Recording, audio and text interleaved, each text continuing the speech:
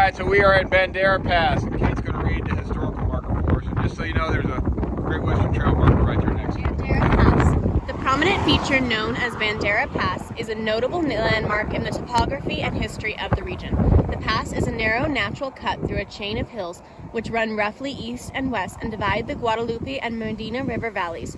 Archaeological evidence indicates the site is along an ancient path dating back thousands of years.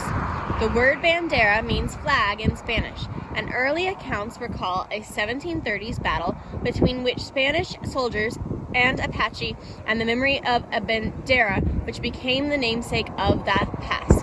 Nearby creek and eventually the country and its seat of government. Early 1800 maps indicate Puerta de la Bandera at this site, also marking the terminus of a Comanche trail to East Texas. An Apache village north of this pass at Verde Creek is also included on early maps, and the pass was well traveled by Comanche Spaniards and many others. Swiss botanist Jean-Louis Bernander, on an 1828 expedition from Mexico, recorded that the pass here a Comanche warrior was buried, and since the natives often pass this way, every tribe that passes close enough to see the grave of one of their ancestors makes the customary offerings.